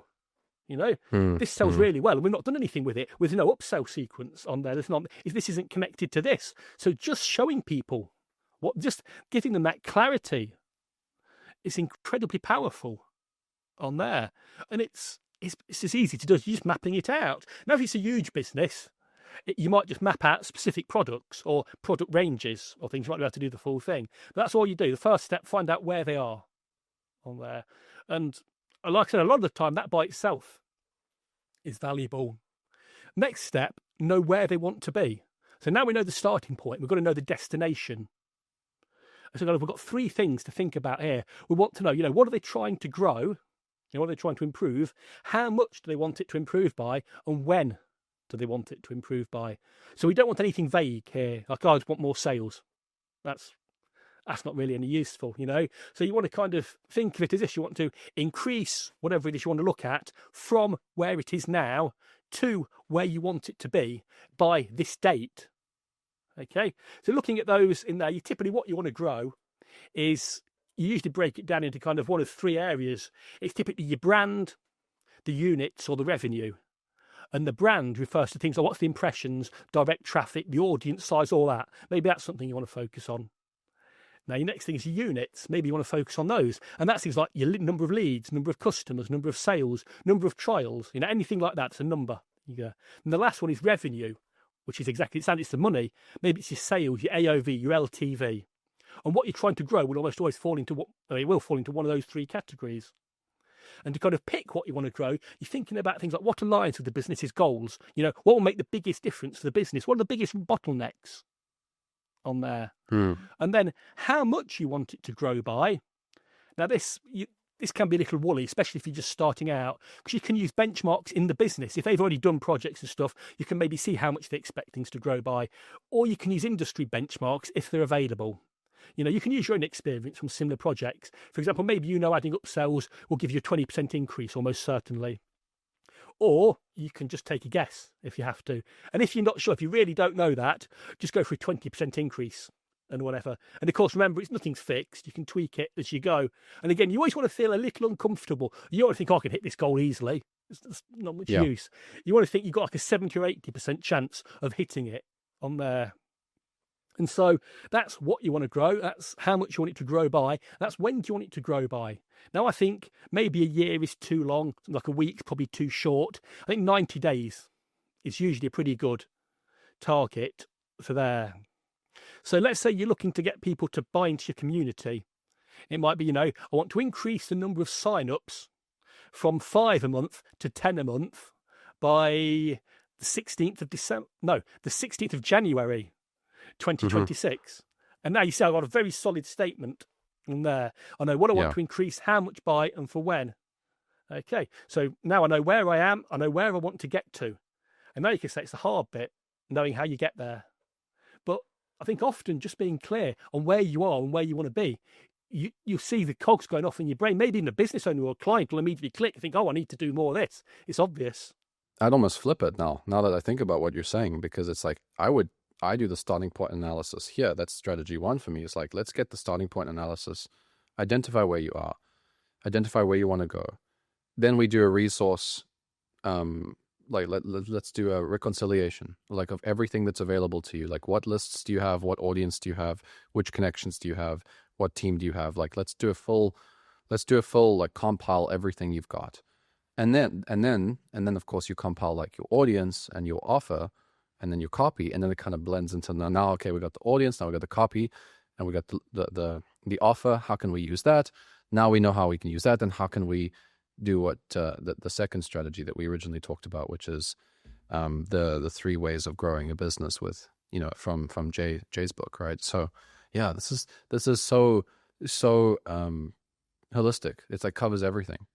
Like, this is really, really good. This is really good strategy. I appreciate you sharing that. Yeah. Yeah, this strategy is, like I say, it's what the others can fit into when you do it. Because they're you could argue they're more tools than strategies, and they will fit inside this strategy. Because the knowing how you get there, it might well be, we need to increase the number of buyers. We need to get people to spend more. We need to do this. So they're within there. And then you can just brainstorm your ideas. How many ideas can you think of to get there? And again, this is something like, there's so many ideas. That's part of your ongoing process. Like, these are really the tactics that you're going to use within your strategy. And you want to list these, and you want to, as well, say why they should work. Because you don't want to just put any rubbish out there. Maybe when you're initially brainstorming you do, but actually have a reason why you think each should work. And then when you got all these ideas, you can then start to rate them, score them. Because obviously not all ideas are equal. And it's very easy for us, I think, to fall back on what we like as copywriters. If we're really good at writing upsells, we might think that's the answer and just get the client to do that. Whereas in reality, there's something better for them. So it's good if we can score it. And the easy way to score it is using something called ICE. ICE. Impact, ease, and confidence. So the impact is this. How much impact will it have? 1 to 10. What particular impact do you think this technique will have? And then ease. How easy is it to do? For example, again, I could say just create an upsell, but if they've not got another offer to sell, they can't. It's not something easy for them to do. But let's say they've got hundreds of products already, then, wow, it's much easier to create an upsell. They just need to write the copy. And then confidence. How confident are you it will work? And again, if you're brand new, you might not really know. You might know fair enough. You might not be sure, but you can have a guess. Because again, adding an upsell, I'm probably 10 out of 10 that will increase the amount of the increase AOV. I'm 10 out of 10 confident it will increase AOV. The impact it can have, maybe say it's a 7 out of 10. Ease, let's say it's an 8 out of 10. The good copy just needs writing. And then I can add those up. So I can add each of those 1 to 10 scores up. So the confidence plus 10, the impact, what did I say? 8. So we're on 18. Then the ease 7 or whatever. So 25 out of 30 I've got for that. And then I would score all of my ideas, and then I can rank them based on this. I can see what are the highest scores, what are the ones that are most likely to work. And then I can pick maybe 3 at the most. Again, I have to depend on the size of the company, the amount of time you got. And then, makes sense, yeah. And then I will start to use them. I will put them in there. We've given it, say, 90 days to do, and then every week we can start to see how's the progress coming on these, what's coming on. Then every month we can take a step back and think, is this really working? Is this the right way? Do we need to pivot? I love it. Is this upsell generating more revenue, or are we getting people complaining that we're asking them to buy more in this dodgy sales process? What's this thing we're getting? Because that's go off on another tangent now. Something I think maybe people don't think about is you can push your AOV so hard it diminishes your LTV. In other words, you can make your sales, but you can have in the internet marketing business, I'm sure we've all seen something where you buy something and it feels like there's 17 upsells and 17 downsells and all sorts of stuff. I think we're almost used to it. But there's plenty of people who think, I just want to buy a torch. That looks a really good torch. And so they buy the torch for what they think, $50. And then suddenly they're hit with this thing. Or maybe you also need this. And even if they think that's a great idea and a great price, I'll buy that.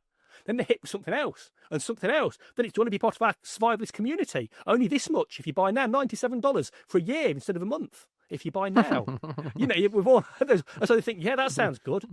And they suddenly realise this $50 torch has cost them $500 and they didn't really want any of this stuff. So when you come to sell them something else, now they're a bit hesitant at buying because it's no longer a nice, easy process. It's a super aggressive, pushy salesman they've got.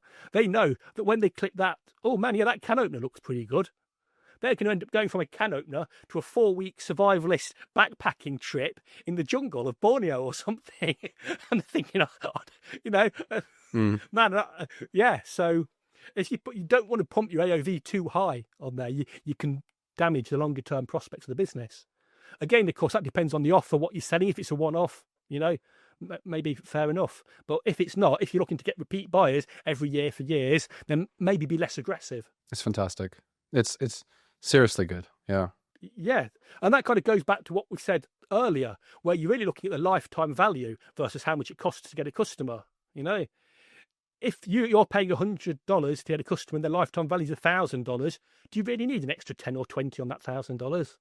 If it puts people buying again, if it maybe shrinks that LTV, you don't. So again, think long term. And that, I can kind of segue into what I think is maybe the most important mental model to use with strategy. Because there's lots of mental models that are like shortcuts to helping you improve your thinking. And they're all, pretty much all of them are great. If you don't know them, you want to go buy a book on them to read about mental models. I think, is it Sean Parrish has written, so Shane Parrish possibly, Farnham Street, he's written some good ones. There's some other ones there. And the powerful one that I like to get people thinking about is what's known as second order thinking. Okay, this is perfect for what we use, second order thinking. And what this means is few things happen in a vacuum. But they say nothing happens in a vacuum.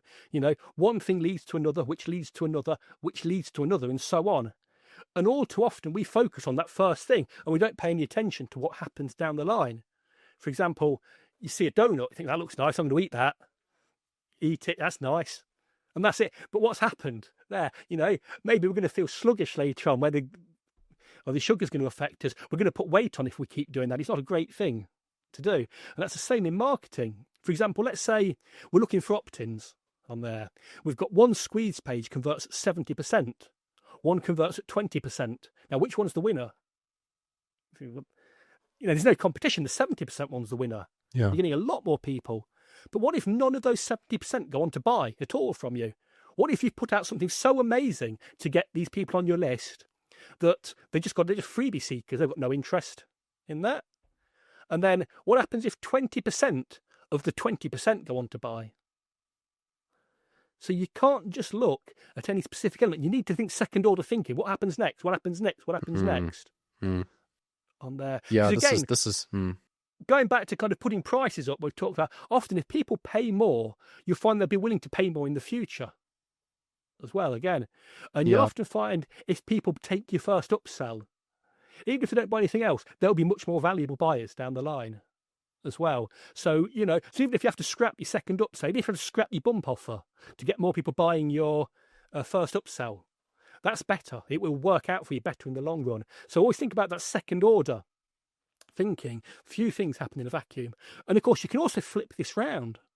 If you're having problems with one thing, often it's the real problem is the previous stage was messing it up for you.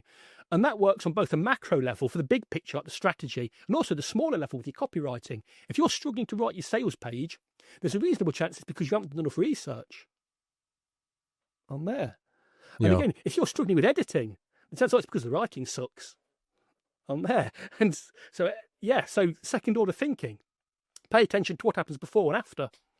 And yes, again, very profitable way to think. It's a really, really important thing to consider, because I think a lot of people will introduce, cross sells, upsells, downsells, other, they'll just sell stuff without thinking about the long-term vision. And then that secondary, the consequences of those upsells, it sometimes in some cases actually eats the main offer that's behind the whole thing. Like I was thinking about this recently because I was thinking about potentially introducing a product that's a bit more intense, that involves a little bit more direct coaching from me. And I thought, maybe I'll create this product that's a little bit more affordable for people earlier on in their career and maybe help them with this sort of mentorship. And I was talking about it, live to a few people I was doing a coaching call with. And one of them was like asking me what the difference is between this potential program I was thinking about and my mastermind, the dojo, where I already do one-on-one coaching. And the more I explained it, then, then the guy messaged me afterwards and says he wants to join the dojo. So I'm like, isn't this funny that I'm thinking about this product or this potential coaching thing when people actually would just rather work with me in the dojo, which is a mature offer that I've been doing for 5 years with a mastermind and has everything in it, that they would just rather do that. So if I were to go and introduce this new product, first of all, I might actually give them a lower quality experience because it's a new product. It's significantly cheaper too, which means that people that might have bought from me, which is a more like a higher tier coaching, they're now actually buying this lower tier coaching. Like it actually affects the long-term like profitability or like, size of the sale. And so it was just such an interesting insight. I'm glad. I always like to talk to people, my customers, and I always like to test this stuff because, in this case, I didn't think about the strategy aspect. I was fortunate enough that I always talk to customers and get feedback. But just seeing that, it was so funny. It's like, wow. So clearly this idea, this offer I had is not actually necessary addition because I'm already delivering exactly that with the dojo. And I think a lot of business owners and copywriters also have to just get okay with this idea of, cutting things that don't work. I think this is also another big thing I've seen with strategy. This year, I've easily had 3 ideas. I graded, the same sort of way that you grade the ideas. I had a grading criteria and 3 of my top 3 ideas. And I actually ended up scrapping all of them after a few weeks because I just realized like it actually didn't really align like the way I thought it initially did. And sometimes you just have to be okay with that, right? Like sometimes you have this idea. I mean, like that program idea, for example. I just thought about it and I was like, you know what? I already have 2 very, very mature products. I've already invested years and years into these products and they deliver exactly what I promise. And I would just rather refine those and make them even better and work on better content and talk to my market instead of introducing a third product. But at the time, the third product sounded like a great idea, and I think that that's sometimes the case with businesses. It's like, can you cut the loss? The faster you can cut that loss, the quicker you can get to like, other priorities. There's a lot of clients that will come to a copywriter. Maybe this has happened with you as well, Andrew. It's like they'll come to you and they'll say, we saw so-and-so has just introduced he's just added the bolt-on SaaS to his, I don't know, info offer, right? Like, we want to do that too because we've been inspired by, so and so. They don't say it like that. They make it sound like it was their idea, but like, I know where the idea came from, and it's like, okay, so great. So you want to go and add this other piece to your business because you saw somebody else do it, but you didn't go through any of the process that we've just discussed to like identify what's the real low-hanging fruits. Like, does adding software to your info coaching business really make the profitability change, or did you maybe just need to borrow somebody else's audience more often and get on more podcasts? I don't know. Like, maybe this is something that you should consider before, doing that strategy. Yeah. I mean, that, man, I wasn't going to mention it. I'm going to talk about it now. That kind of ties into what I would say is kind of the second principle, or the mental model I would want to teach people, the 80-20 principle, which is the idea that the majority of output comes from a minority of input. Wait, let me give a less formal thing, actually, rather than dive in that. It's, I don't know, 80% of traffic only uses 20% of the roads.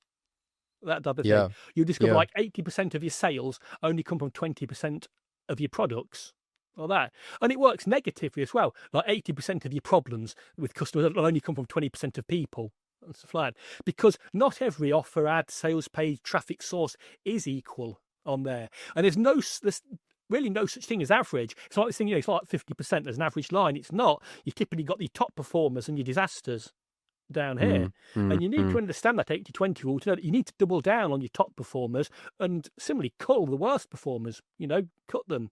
If you're selling, let's say you've started launching a buyer's guide to Gould, for instance, and it's outselling everything else you've got by a long way. People are loving it. And not only that, they're up there when they get that, they're buying your more expensive program. It's an amazing success. Double down on it. Where the buyer's guide to silver should be the next thing you create. Yeah. The buyer's guide to diamonds, the buyer's guide to rubies, platinum, whatever you got in that market, because it's a small ebook, easy to create, and it's going to upsell them into that. So you need to use that 80-20 rule. See what works, do more of it. See what's not working, cut it out.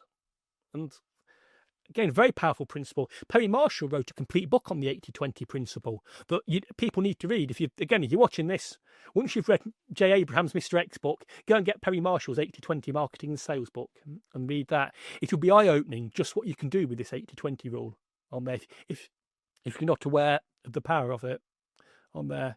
And kind of also to your point, I think especially in the info market, I don't think a lot of people know what a good info product is or the principles behind it, because they've kind of learned maybe from other people on social media.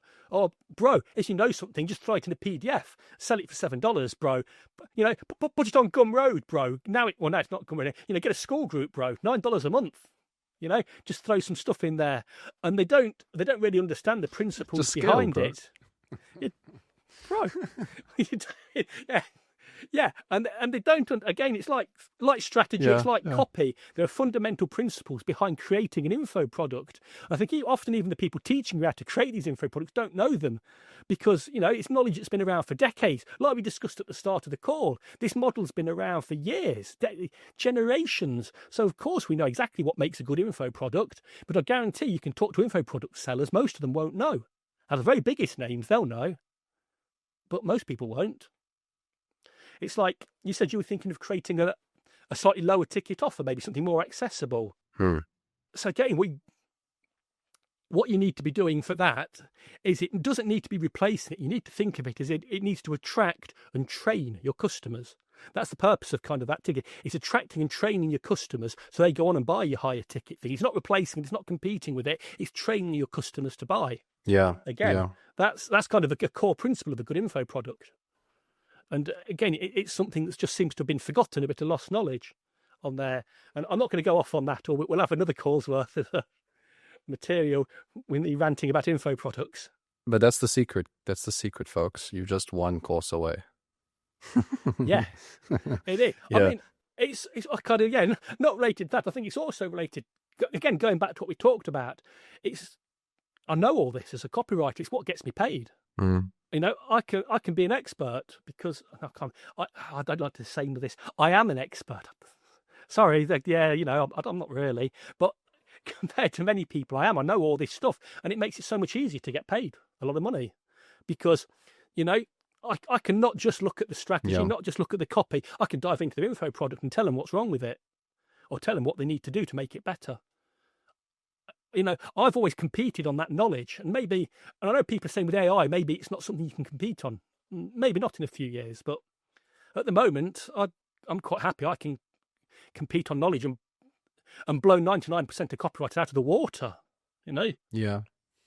Well, I think the thing is as well, right, Andrew, is when you have the skill, when you're good, your ability to communicate about the specific problems and solutions that the business is dealing with at the deepest level carry you more than any sales tactics, because you can just have this conversation, and instead of being the copywriter that goes on the phone and says, what kind of copy do you need help with? The kind of question you might ask them is, what is the cost per lead here, and what's the goal? Like, and why is that the goal, and how does this fit into the vision? And you're like, you're having the right conversation, and even, you don't need a script, because you just have such an intimate understanding of what you do and how you contribute to the business, and that conversation is so high quality that they want to hire you. Just having the conversations, like, okay, he gets it. Like, this is the conversation last week I had with this new client. It wasn't a sales call, even though it was he was on the call with me because I was going to refer him to somebody. And I said, let me, tell me about your business. And the more we started talking about it, I was asking the questions, and now we were talking about the strategy. And the next thing, it's like, yeah, bro, you get it. You get this. Like, you totally get the vision here. Like, you get how we're doing this. Why don't we, would you be down to do this work with me? Can you do this? And I said, yeah, okay. I actually think that I like this. I want to see what happens. Let's do this together. Done. Deal closed, Very nice deal for me, actually. It's one of the more profitable deals for me. So it's like, but it's because of that sophisticated conversation that comes from being good, Exactly. Same here. It's, again, it always goes back to that doctor framing. I'm the doctor. I'm not the salesman. I'm a doctor on there. Again, I seldom even have to have sales calls now, which is good. But the last one I did, it was similar. I didn't know it was a sales call. I thought I was doing someone a favour. On them. Same. And then they're like, right, so how can we work together? And I'm like, hang on, wait, I'm planning my dinner in my head. Mentally, I've checked out. And now you're suddenly saying you want to give me money. It's like, wow, because, I thought I told him everything. And of course I probably had. But they're not going to go and do that. The guy was a lawyer. He's not going to sit there and write his marketing copy. It's funny how it happens. It's just like this, you start and you think you got to do this little script thing. You got to do this little tactic. You got to do this little tactic as a copywriter. And the more competent you get at the skill, the less effort is required for almost every other part of the business except doing the skill part, like the closing of clients, the attracting of clients, the applying for gigs, the setting up deals, the upsells, the retainers, everything, the performance, the royalties, everything just sort of flows because you're just so capable at the skill. So, that I think that's definitely one of the higher, like the mindset we could call it takeaways. I hope a lot of people gain from this call, because they think to themselves like, oh, how do I close clients? Can you record another interview on closing clients? Just get good, bro. Man, I think it's the number one thing I did. I just focused on getting good. I like to kind of use a bit of a sports analogy with that. Now, I'm not really up on the latest sports, but let's say, world-class football like Cristiano Ronaldo or Lionel Messi. When they started their career, they weren't like sitting in a bedroom reading a lead magnet, 7 ways to become a sporting millionaire. Well, they were probably skipping school to kick a ball around. That even sounds ridiculous saying it like that, but they kind of use my might. But it's like in sports, you get good at what you do, and then you get seen. That's it. They get good and they get seen, and that's what gets them the big money. And I think the same works to a large degree in copywriting. In anything, you get good and you get seen. Are you good at what you think? And are the right people seeing that you're good? And that'll go a long way without having to do anything pushy on there. Because, again, I have a lot of people asking, Andrew, how do I do cold outreach? What's the best way to do cold outreach, Andrew? And my answer is always the same. Not a clue, never done it. And I think that surprises a lot of people. I'm like, never done it, never will. So, because I've got good and I've got seen. And I've not even got seen, really. If you look at my career online, you can see it back at the very start when I started in 2009. You can see me posting on the Warrior Forum back when it was a popular forum. And that I was starting out, I was trying to get good, but I got seen by a lot of people and I got hired. And that kickstarted everything. And then, of course, I didn't post anything online about this for like a decade or more. And then kind of coming back on Twitter, I was maybe a little better than I was 16 years ago. And then I'll start posting stuff and suddenly people are seeing me. And it's like, wow, I don't post my own offer. The last time I promoted myself was over a year ago on Twitter, or X was the cool kid's name there. That's so tragic. X. And the last time I posted an offer was like I said, over a year ago. But I've got 3 people just this week doing coaching calls with me. I'm not promoting over a year because I've got seen. And that's it. And people, they refuse to get good. I know that sounds harsh, but they refuse to, because all these resources are out there. If you say I've been doing this for 3 years and I'm still can't get anywhere, and then you talk to them, they don't know anything. Well, how can you have been doing this? It's not hard to find recommended book. To find book lists of recommended That's a things. good point. You could have read literally every major copywriting book in that time. So even if you're still struggling to get clients, you'll be an expert, and you'll make it much more likely people want to do business with you. Don't go on YouTube, watch half a Kyle Milligan video, decide that you now know, what is it, best, easy, whatever his acronym is, and now you're an expert, because you're not. Get good. Get good at what you do, people, please. That's a fantastic way to, to close off what we've been talking about today. I really appreciate that. And I actually think this is such a good point, because I've had many copywriters come to me, and I've often told them, well, you say that you've been in the game for 3 years, but let's just look at this. Let's look at this real quick. There's people that say that they've been learning a language. I have a passion for languages. That's like my main hobby, let's say, outside of work, is learning foreign languages. And really early in my language learning career, I realized it's about the amount of time invested, not about the amount of time learning. So it's like you could learn Chinese for 10 years, you learn it for 10 years, but in the same time frame, you've only done 1 hour a week of classes.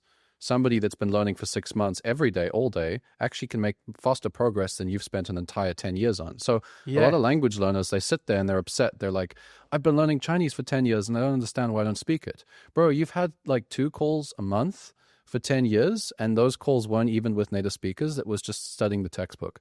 You actually haven't been learning Chinese for 10 years. If you were to add up the hours, you've been learning Chinese for 200 hours, or whatever the amount of hours, right? And then so it's like, well, instead of thinking about how long you learn the language for, ask yourself how much time you've invested into the language. So I've been doing this with copywriters now. I've been saying, okay, so you've been in the industry for 3 years. You had a freelance project, and then you had no work for 2 months. No, there's that fly again. Let's go. Get some chopsticks out. So it's like you've been in the industry for 3 years. You did in your first year, you did two big projects, and you had a couple of Upwork gigs. That's like, the amount of work that I did last week. Not to say that like it's like in the most loving way, it's like you just haven't really done anything yet. So like that year, you could have done other stuff. I know maybe you were struggling with outreach or whatever the reason that the copywriter was struggling, but put yourself into perspective here. You look at a copywriter that's been in the game. Let's just say myself, right? I've been in the game since around 2017. 2017 to 2019, I barely did like a month of serious copywriting work because until late 2019, I barely closed any clients, I was trying to figure it out. I was struggling. First 9 months of being a copywriter, I didn't get any work. So I didn't write any copy for that time. Whereas 2019 to 2020, I did probably 3 years worth of work because I was working hard in an agency type environment. So that 1 year, I did 3 years worth of work as a regular copywriter, and as a freelance copywriter, 5 years worth of work as just a copywriter that has projects on the side here and there. So it's like, and I mean, it's the same case for you. I know you've written so much copy. So I think a lot of people don't understand that. It's like you need to invest time. It's the amount of hours invested, not the amount of years in the game. When you see that perspective, it's also going to, go write more copy, go read the books, Yeah. I mean, what I like is, again, going back to Dan Kennedy, man, I just tell people to go and learn from him. But the way he framed it is this: it's not 10,000 hours, it's 10,000 reps. Yeah. And people don't put the reps in there. They don't put the work in it. And again, it's one of those things where I think people who've succeeded already, as we discussed, you've got martial arts, you've got sport, you've got anything, that. Instinctively, there's a difference between a black belt in karate who's attended a class once a week for 10 years and someone who's trained seriously. I mean, because I don't know if you can see, but in the background over there is my gi. That's the very first gi I ever bought on there. And it's still hanging up because I don't like to throw things away. It was for Brazilian Jiu-Jitsu, and it's even a judo gi because I couldn't afford a proper Brazilian Jiu-Jitsu. I bought the cheapest judo gi I could find. That was cool. Like 28 years. years ago or so, I've been practicing. And it's like a few years ago, I thought I'm going to compete as an amateur level. And it's like literally arriving at the competition and watching people warming up. I realised I couldn't compete because I'd been training nearly every day for decades. I'd been, I've got kettlebells I swing every day. I still, even though I'd retired as a professional Thai boxer, I still considered myself very much a professional athlete. And I was going up against, other 40-year-olds who were scared of getting injured and had trained once a week for 2 years. There you go. Right. Yeah. So it's like, if we get on the mat, I might hurt you. Because I'm going to want to beat you. So yeah, it's the same thing in copy. You need to put that reps in. You can't be the guy who turns up once a week and thinks you're an expert. As you need to do more.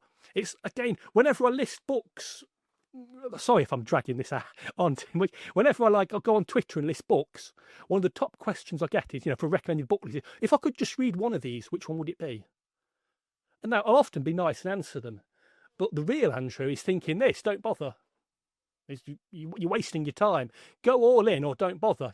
Don't do it otherwise. If you're a business owner and you just want to know the basics, yeah, fair enough. But if you're thinking you're going to be a freelancer and it's like, well, which of these should I do? Which of these should I learn? What's the most important thing to focus on? It's all of them all the time. Yeah. Because you're going up against people like me, like you, like anyone who knows all this stuff and has learned it. And if you don't have that knowledge, you can't compete. Again, regardless of even the reps. Yeah, I mean, this stuff is, the stuff we've talked about today, I think every copywriter should be completely aware of. Like, every copywriter, even if you haven't mastered or implemented any of these things, this stuff shouldn't sound like new information to you. If it does, then I think you need to have another look at, where you've been learning, because there's a lot of books. I mean, this is the thing, right? I mean, you could buy a course for $10,000, but a lot of the old books on copywriting, a lot of the books have so many of the fundamentals that you just have to actually sit and read the book instead of, do both, actually. In that case, do both. Go get the coach and also read the books, and then also write the copy and then also go after the businesses. Yeah, Andrew, it's been a pleasure as always, man. I really enjoy our conversations. I learned a lot today, actually. I wrote a lot of stuff, like I said earlier. But if people want to learn your secrets, are you posting on X? I am. I keep saying I'm going to go on LinkedIn, but every time I open up LinkedIn, I see all these notifications and flashing messages and close it very quickly. So yeah, X, Twitter, you can find me there as Andrew Wright Copy. Mm-hmm. We'll link that so that they can go and check you out over there. Yeah, thank you. Yeah, thanks so much for your time, man. Yeah, no, it's been a pleasure, Matthew. It's been a great conversation. I mean, we've been all over the place, I think, with this. Yeah. So I hope. But I think this is a masterclass. This is really a masterclass on strategy and how to go beyond just writing copy. So thank you so much. This is kind of where I'm comfortable. It's like for the first one, you're like, we can just have a chat. I'm like, oh God, I'm barely social. I can't have a conversation. Why doesn't he just let me add value? Which is probably why at some points you just see me bursting into that conversation offering a copywriting technique, because I'm like, God, I must deliver value. Just tell people something. So being able to do that, yeah, I'm very much in my element here. So no, it's been great. Thank you for the opportunity. And yeah, I hope all your audience find this valuable and learn something from it. Yeah, if you guys have questions, you want to me to talk about specific things, leave in the comment section, hey, we'd love to know what your thoughts are on this, or, if you have any guests that you think I should also bring online, or if we should bring Andrew back and ask him some more questions, let me know, and let's make it happen. But yeah, Andrew, thanks so much for your time. Yeah, I'll see you. $100 a reply. That's all I've charged in the YouTube comments for you. Sounds good. Sounds good. All right, take care, man. You too, thanks. Bye. Thank you.